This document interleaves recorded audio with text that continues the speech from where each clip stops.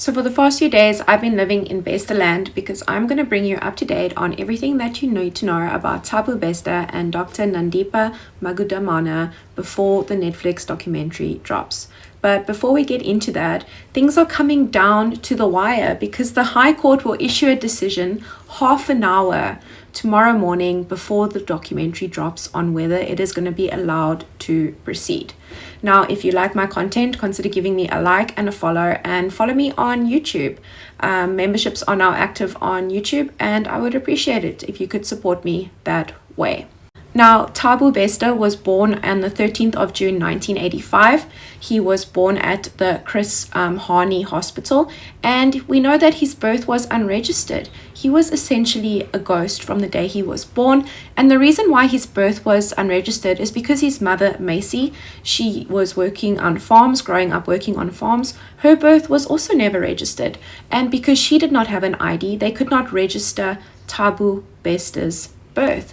And I wonder if this aspect of Thabo, if it affected him in his life, because if you think about it, you need an ID for everything. You need an ID to go to school, to open a bank account. And I wonder if Thabo thought that perhaps he could adopt any identity. And we see Thabo trying on all these different roles as we move along with the story. Another thing that we learned from the Showmax documentary is that Thabo Bester is allegedly a product of grape. In an interview that they did with his mother, Macy says that she was waiting for the bus when she was 16 years old, and while she was waiting, a man overpowered her and he raped her and he almost unalived her. It was a very violent attack, a very violent assault, and Thabo Bester was allegedly the product of that rape and that assault. And we know that many children are products of rape. Many children are born into abusive situations and abusive homes, and they do not grow up to commit the type of crimes that Thabo Bester was convicted of. Now, when Thabo Bester, when he was growing up, we know that Macy left him with her parents while she went to go and work. And his grandmother died when he was very young, and he was essentially left with his grandfather. In an interview that he gave a while ago, just after he was arrested in 2011, he describes his grandfather as an alcoholic who didn't really care if he went to school or not. And we know that Thabo would start looking after himself. He dropped out of school even though he was extremely intelligent, and he realized that he could hustle. He could hustle for money. He would put his school uniform on, he would hitchhike, he would tell people a sob story, and they would give him money. And Thabo describes as one time when he was a child, when he went to Sandton, and he saw such an amazing world. He saw these high skyscrapers, he saw these beautiful cars, he saw these beautiful women and these beautiful men all dressed up while affluent. And I think that is something that he always aspired to be. Now, Thabo was first arrested when he was around 19 years old in 2004, and he was arrested for petty crimes. We know that Macy, his mom, went to go and see him, and that she says in her interview that she tried often to go and visit him and to get him to come and live with her, but he refused because he said that he is never going to live in a shack ever again. And a lot of people have theorized, psychologists, that perhaps Thabo had some sort of antisocial disorder, which means that there is no regard for right or wrong. But we don't know what was happening during this time. But what we do know is that Thabo would escalate from petty crimes to a con man.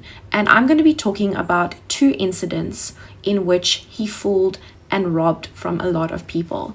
So in the first incident, Thabo was posing successfully as a DSTV executive, and he said he wanted to hire a production company and he needed 20 models. So he hired this production company and he told them, I need 20 of the most beautiful girls ever, and they each need to bring their own laptop. Because they have to work, that we have to arrange things, and these people believed him. This is one of the things about Thabo, is that he has so much confidence and he is so convincing. So what happened is that during the production, Thabo halted it and he said, okay, everyone, let's go to lunch, let's go to Spur. But guess what? Put your laptops in the shuttle. They'll be safe. I have the keys. And the production assistant still had this very expensive camera that he lent from a friend, and it was brand new. And they popped it all in the shuttle and they went to Spur.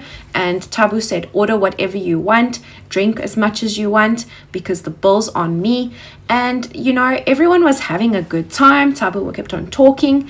And next thing you know, it's getting later and later.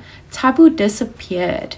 The shuttle was gone and he had left them with the bill. And the manager came out and said, listen, you guys owe me 15,000 Rand. And think about that, 20 models who lost their laptops, some of which had been borrowed from friends. And then we also have, you know, these production people that have just started their own production company and now they've lost their friend's expensive camera. And Thabo has left them with a 15,000 Rand bill. And eventually the police were called, and one of the cops still said to one of the production assistants and said, hey, listen, this guy is a con man. Now, the word con man comes from convincing, right? Because con men are convincing. I cover a lot of con men on my channel. I've caught one before in my real life, and they are a special type of person. And the thing about con men is that they have so much confidence and they try and push the envelope the whole time. They want to see how much they can get away with. It's almost a thrill. And I think that's what happened next with Thabo's next escapade that he tried. Now, the next incident that occurred happened when Thabo advertised on Facebook. He had this Facebook profile. This was around 2010. Everyone was hectic on Facebook. All our parents were there. We were posting if we were drinking coffee. We were posting it on Facebook. And Thabo advertised that he needed models and only female models. And this is a warning sign for anyone who has sort of, you know, seen a job advertisement. If someone is looking just for females, this has come out recently in the South African influencer drama, for just females between a certain age, then it's you have to sort of question it. You have to examine it more closely. And Thabo picked these models that he liked, and he wanted them to travel with him to Richards Bay in a car. Now, one of the models got suspicious and her boyfriend said, hey, listen, I will drive along with you behind. Let's drive behind him and go in like a convoy. And they agreed. And they said Thabo got really irritated about it. So what they did is that they Googled his name. And after Googling his name, they found out that he was wanted for rape, which we are going to get to now. But this is before he had unalived his girlfriend. So if the police had perhaps caught him then, a life could have been saved. Now, we know that they phoned the police and they said, hey, listen, we're following him. We have his car. Come and get him. We know he's wanted. But nothing ever happened. And this could have perhaps saved a lot of tragedy that would come, you know, after this. And we know that eventually they stopped following Thabo and they phoned his guest house. And the guest house said that Thabo had left without paying his bill. And he had also stolen the TV. A con man until the very end. The same model who reported him to police would later see him in the SABC building. She had gotten a gig at SABC and she would see him walking around, and she made some inquiries because she was worried, and she found out that Thabo had just been on air with someone, and guess what he was doing? He was advertising for girls, for shows that he was going to do. Now, these events would build up to Thabo's violent crimes. The rape of 2 women as well as the unaliving of another. Now, I will be getting to that in part 2. So the first rapes that we know Thabo Bester committed was on 19th of August 2011. However, I don't believe that this was the first rapes that he ever committed. He was 26 years old at the time. We know that rapists start young. They go on from peeping toms and then they go on to graping. And the complicated matter of the grape and the way he perpetrated it makes me think that there are many more victims out there. Now you're going to ask, why have people not come forward? Well, when you report a grape, it is a very invasive process. First of all, you're dealing with police officers. Police officers, they can be cold sometimes. They don't always believe your version of events. Then you have to go to a hospital, often a state hospital, where you are not treated with a lot of respect. There's normally a doctor there, and this is not a criticism on all doctors, just some of them who have like a lack of empathy, who sort of treat you as an object when you've been through this traumatic experience. And at the end of the day, your body becomes, sort of a crime scene, and you're treated like an object. And now think about it, you've just been violated and now you're treated like an object. And then you have to go through the court system, and it is a very traumatic experience. That is why the majority of rapes in South Africa are not reported. But the one that occurred in the 19th of August 2011, and we know that Thabo Bester, he was posing as an executive again. He was looking for FHM models, and this model went to go and meet him at a coffee shop in the SABC building, and they had coffee together, and he presented her with business cards, all his documentation, and he seemed so legit, and he built sort of a repertoire with her to the point where she signed with him, and he booked her into a guest house, and she was going to go and do a photo shoot there. So she went and had her hair and her makeup done, and when Thabo Bester arrived at that guest house on the 19th of August 2011, he tied her up, and he tied her up with her hairdryer, and he also strangled her. Now, when Thabo Bester describes the rape, he sort of assigns the blame on the victim. He said that he just wanted to rob her, but when he tied her up, her skirt sort of lifted up, and that is when he got the idea to have intercourse with her. He doesn't use the word grape, but it was a grape, and he raped her, and he almost killed her, and he made off with her car, her personal possessions, her credit cards. The police managed to track him to Gateway Mall, where he used her credit cards, but he was in front of them, right? He managed to dispose of all the evidence before they even got to him. Now, the second rape would occur on the 26th of August, and a similar modus operandi, except that in this case, the model was tied up with a BlackBerry cord. Now, we know that serial offenders, they often have a fantasy, and perhaps some sort of bondage was a form of Thabo Bester's fantasy, because this is something that pops up a lot. And this sort of accumulates in the murder of Mfundo Taigulu, right? Now, Mfundo, we only know Thabo's side of the story. Mfundo's family has been silent about the matter, which is their right. They have the right to grieve and to honor her memory however they want to. And like I said, this is a very painful experience. Now, today is the 11th of September 2011, and we know that Mfundo was unalived on the 11th of September. So it has been exactly 14 years from the time I'm recording this video since Mfundo has been alive. And we know that Thabo really liked her. And if you look at pictures of her and you compare them to someone else we know, Dr. Nandipha, they could pass as sisters. You can really see that Thabo had a type. And what happened, according to Thabo, was that she was working in a BMW dealership. She was working as a service person, and he went up to her. He liked her. He said, "You would look good on camera. Come with me to Cape Town." And she traveled with him to Cape Town, and he was going to arrange a photo shoot opportunity. And they stayed in a very fancy hotel for 2 nights. And then after that, they booked into a villa in Sunset Beach.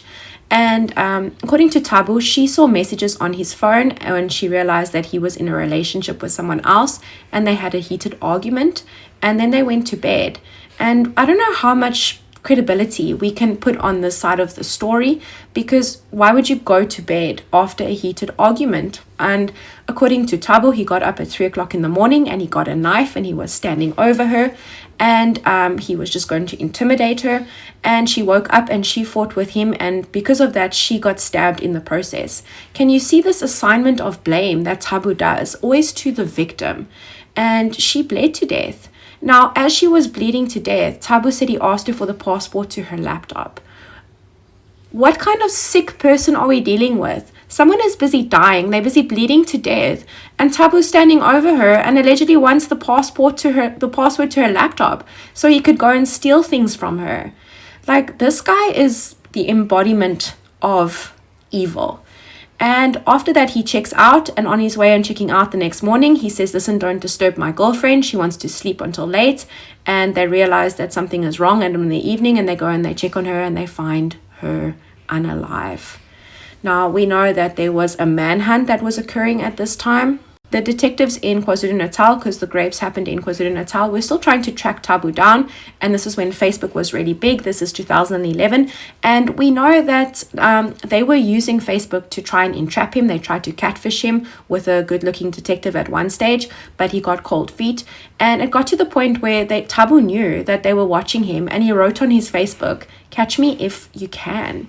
And Thabo sort of got caught in a weird way. He got arrested in Alberton on a highway stop, and basically it was the 6th of October, and it was such a weird way to be arrested because Thabo had been invading all these detectives and policemen for so long, and he was arrested in a random stop.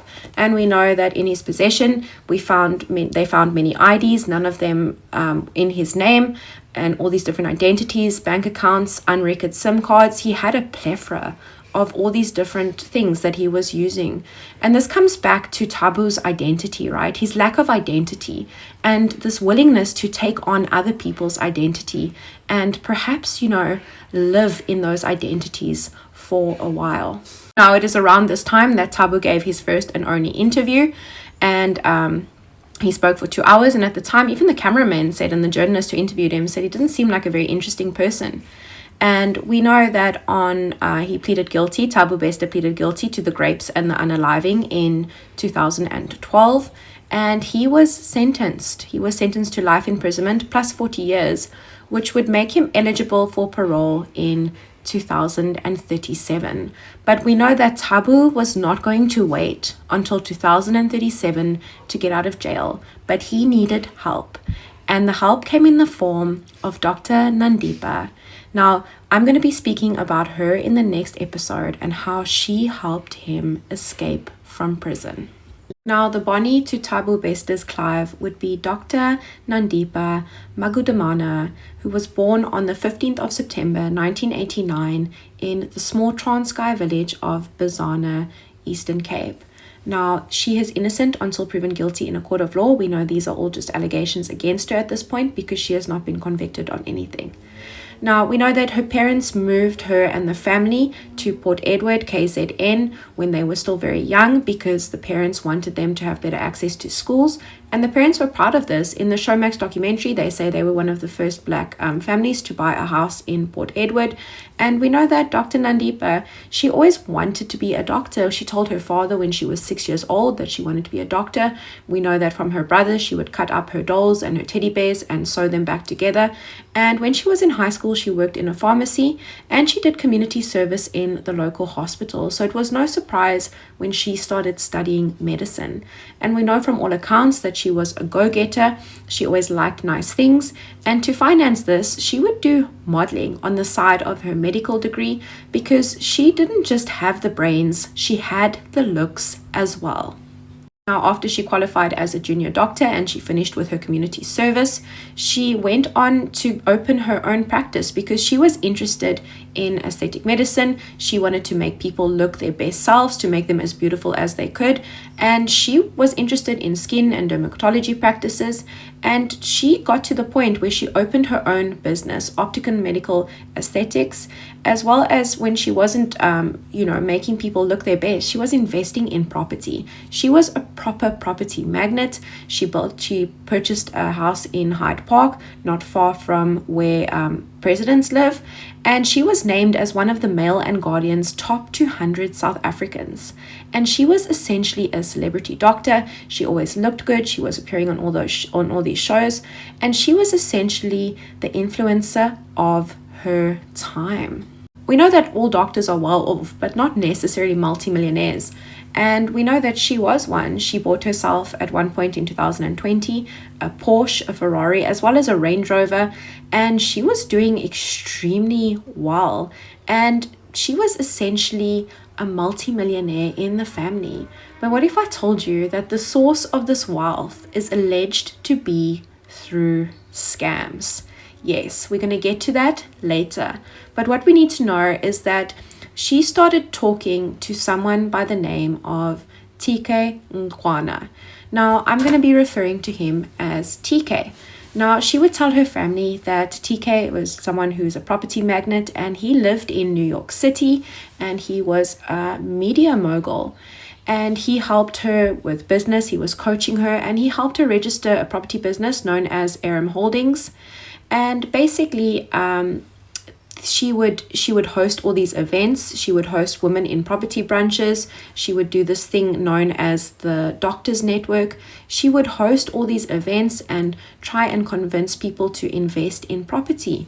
But the allegations that have come out is that she would quote people, let's say someone wanted to build a house for 10 million, then she would quote them 7 million, and they would go with her because they would think, wow, I'm saving 3 million rand, and they would pay a deposit of 1 million rand to her. And the allegations that have surfaced with regard to Aram Properties is that they never received that property and they never received the money back. And we don't know exactly how many people were scammed by this. I'm sure this is going to be further explored in the Netflix documentary that is coming out tomorrow. But we know that this was a great source of wealth for her. We know that Dr. Nandipha, that she was married and that her husband was a pediatrician. And we also know that she had 2 young daughters. And at the time, her brother Nati started staying with her in the Hyde Park mansion. And he started becoming suspicious. He started becoming suspicious because he would talk to TK, Kwana, and he would find it weird because he was always sort of against a bed, or he was lying down, and he was thinking, New York, if this guy's in New York, shouldn't there be like noise? Shouldn't there be taxis? Shouldn't there be loud sounds? Why does this guy always look as though he's lying in a bed or he's just against a wall? And TK was very involved in Dr. Nandipha's life. She was married at the time, and her brother Nati would say that she would call him babe, that when she went to go sleep at night, she had to record the phone and hold the phone on the video call so he could see her sleeping. And Nati started to become suspicious. He started to become very suspicious. Now, Nati eventually found out that TK was Thabo Bester when his aunt was fired from Dr. Nandipha's family business, the Optimum Health business. We know that the aunt was working there and she was becoming nosy. And essentially TK, who was helping run the business from the phone, he fired the aunt. And this upset the cousin. And the cousin told Nati, the cousin told Dr. Nandipha's brother that TK was essentially Thabo Bester, the Facebook rapist, and that he was serving a life sentence in Bloemfontein for unaliving as well as for rape.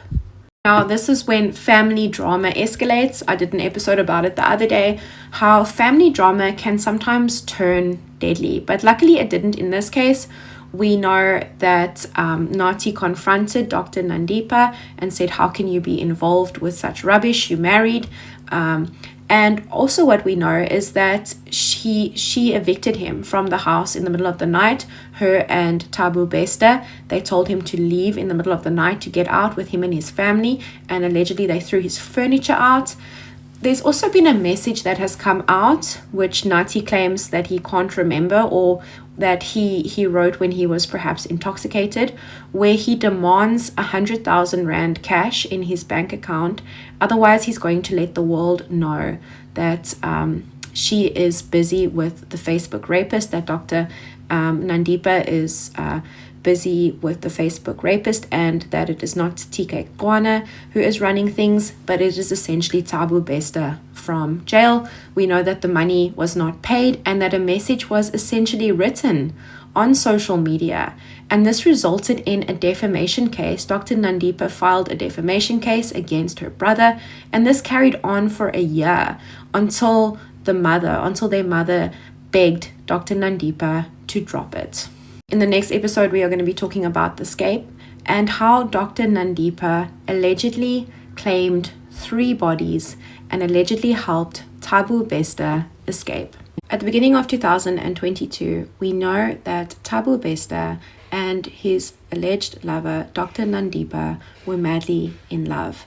Now, there was one small problem with this relationship, and that was that he was in prison. And he wasn't just in any prison, he was in Mangaung. Mangaung is a really high security prison in Bloemfontein in the Free State of South Africa, and it was sort of a prison that was privately owned and managed. So the government gave a contract over to a British American company known as G-Force S, and their job was to run the facility. And from all accounts, it was a maximum security facility, and that it was sort of supposed to be the model prison for South Africa, and for the government to see how well it was run, and that if it was successful, then more contracts were going to be awarded. Now, the problem here is that Thabo Bester, he wanted to get out of prison. He didn't want to wait until 2037 when he was going to be eligible for parole. So that is when an escape plot was going to be hatched. And that escape plot was very meticulously planned. This is something out of The Great Escape. We know that Dr. Nandipha had been visiting Thabo Bester in prison from as early as 2017, according to the prison records. And we also know that in February 2022 that she made a visit. And we don't know when the escape plot was hatched, but there is believed to have been a first attempt that occurred around Easter weekend, around the 13th of April 2022. We know that she claimed a body on the 7th of April from the Free State morgue. She claimed that it was the body of her father. And we don't know what happened. We don't know what happened because around this time, interesting enough, on the prison footage, on the following days, there were some glitches with the cameras. So we don't know if it was a failed attempt or what exactly happened. But, you know, Dr. Nandipha had a body that she had to get rid of. So what she ended up doing is that she threw it in the river. We can't make this up. She threw it in the river in Bloemfontein. It was found by police. It still had the mortuary tags. You know, the tags that they put on your toes? It still had the mortuary tags attached to the toes. Such a disregard for human life. But before this body was dumped, she had to have a funeral for it, right? And what she did is, allegedly, the body was swapped, right, with boerewors. She bought enough boerewors to fill a casket, and the casket was buried with boerewors. Now, we get on to the second and the successful escape attempt. On the 17th of April 2022, she successfully claimed the body from the National Hospital in Bloemfontein. She said it was a friend of hers, Zander Moyo, who was also her gardener. And in that case, she also had to have a funeral for that person. And because she had claimed the body, so she needed on paper to look as though she had buried the person. And what she did is that instead of exchanging the coffin for boerewors, a couple of bags of maize meal were put in the coffin.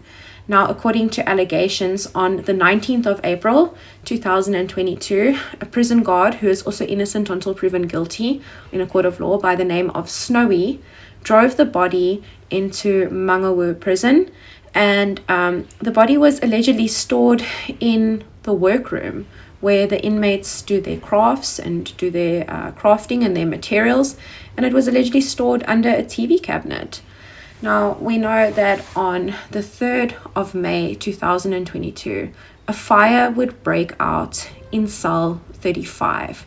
Now, interesting enough, Thabo Bester had only been moved to that cell recently. His original cell was cell number 1, but for some reason he was moved to cell 35. Now, if you look on the camera system at the prison, cell 35 is sort of a corner cell. It sort of has the least visibility on the cameras, and perhaps that's why he was moved there. And we know that according to the official story, a fire broke out. Thabo Bester allegedly set himself alight and he died, and the body was burnt beyond recognition. Now, we know during this time as well that there were alleged glitches on the camera system, and we also can see two people running out of the building. And we know that this occurred at 2 a.m. in the morning. It was perhaps a time when, everyone was supposed to be sleeping. My mom also always told me nothing good happens after 2. And an autopsy was conducted on the body that was found. And we know that the pathologist found that the person had been dead before the fire had broken out. And also the level of fire, the level of heat that was generated in that fire wasn't enough to burn the body to that degree. And we also know that the organs that were extracted had already been decomposing and had that sort of decomposition smell. So there were already signs that the body was not a fresh one. Now, we know that Dr. Nandipha tried to claim that burnt body. She wrote an affidavit saying that it was her customary husband, Thabo Bester, and they had met when she was at Wits all those years ago. We know that Thabo Bester, he dropped out of school and that he never went to a tertiary, he never received a tertiary education. And police were already suspicious. Police were suspicious because they realized that there's something going on here. Why this person did not die of smoke inhalation. The inmates at the prison, the fire was contained to that one cell and there was a smell of paraffin, but how did Thabo Bester get hold of paraffin? It was all very sus. And Dr. Nandipha, then on the 13th of May, she attempts to claim the burnt body, and then on the 19th of May, she files a High Court application for rights to bury Thabo Bester as his customary wife. We know that Thabo Bester's height is about 1.7 meters and the body was only 1.45 meters, and the body has eventually been identified after a year. It belonged to a father, a son. His name was Betrayal. And, he was a human being, and he was, not only do we not know the circumstances of his death, it was said that he was collapsed and he was taken to hospital, but also his family was denied a proper burial. They had to essentially bury someone who had been disfigured in death. Now, Thabo Bester escaped on the 3rd of May 2022, and we know that by June that year, they were photographed in Woolies. Thabo Bester and Dr. Nandipha were photographed in Woolies Sandton. They were doing some shopping together, and they would be photographed other times in South Africa. And eventually, someone sent a tip off to Ground Up. Ground Up is an amazing investigative journalist paper. And they published their first investigative story in October 2022, and it didn't really receive a lot of attention, so they published a second one in 2023, and then another one on the 15th of March. And then finally, on the 17th of March 2023, the pictures of Thabo Bester and Dr. Nandipha in Sandton shopping at Woolies was published, and South Africa lost their marbles. And the conclusion is coming up in part 4, so be prepared. Now, Thabo Bester became Cinderella overnight. I'm sure it was amazing coming from a prison cell in a maximum security Bloemfontein prison to living the high life in Sandton. We know that he was living there for almost a year in Sandton, going undercover, shopping at Woolies, and living in the Hyde Park mansion with Dr. Nandipha. We also know that during this time, this relationship was perhaps not all, great. We know that perhaps that there was some abuse. There have been voicemails that have been released where Thabo Bester sounds extremely abusive, and he tells Dr. Nandipha that he will kick her out of the mansion and she'll be on the street and she has to do whatever he says. But a part of me thinks like maybe she held on to these messages and recorded them, as one day her get out of jail free card to say that, hey, listen, I did this because of his control. So comment below if you think that she was another victim of his, or if you think that she was a willing participant. So on the 17th of March 2023, the Sandton pictures of Thabo Bester and Dr. Nandipha emerge and are published, and South Africa loses their minds. And we know that until then, the government wasn't acknowledging that Thabo Bester had in fact escaped. They were maintaining that he had died. They were silent on the issue, that he had died in prison. And then we also know that on the 21st of March, a few days later, that they were officially on the run. There was pictures of them captured as they were driving through the border, across South Africa border, and you can see her. She is so relaxed. She's just chilling. She's got her sunglasses on. It doesn't look like someone who has been coerced, in my opinion. And then on the 8th of May 2023, the body from cell 35 is officially identified as Kagiso Bereng, and he is properly buried by his family. We know that his family went through a lot of trauma because they thought that he was missing. Meanwhile, he had been dead for a year. Now, on the 20th of May 2023, Thabo Bester and Dr. Nandipha are arrested in Tanzania with fake passports, and these passports were never stamped, which means they never officially entered the country. We don't know how that happened. Did they bribe someone? Did they manage to enter through without going through an official border post? We don't really know. But what we do know is that on the 13th of April 2023, that they were deported to South Africa, and South Africa chartered a private jet with 14 million rands worth of taxpayer money to bring them back. Now, ever since 2023, there's been a legal fallout. We know that there's been a bunch of people who have been charged. Specifically, Dr. Nandipha's father has been charged or has been involved in the escape attempt. We know that the prison official Snowy, the one who allegedly drove the body into the prison, that he has also been released on bail. And we know that a trial is upcoming, that on the 10th of November 2025, around 2 months from now, they are going to go to trial. And in their latest attempt, which has happened today, is that they have tried to stay the Netflix documentary that is going to be released about them. Now, I think that Netflix documentary is in fact going to go forward, and I will be here to comment on it to see what new revelations come out, because this has been a journey. Like, you can't even write a movie or a book about it because people will call you ridiculous. Now, if you like my content, please consider giving me a like and a follow. And I am also active on YouTube. You can see that in my link tree in my bio. And perhaps consider supporting me through a membership. It's only 14 Rand a month, and that goes a long way. So thank you so much for watching the series of Cell 35.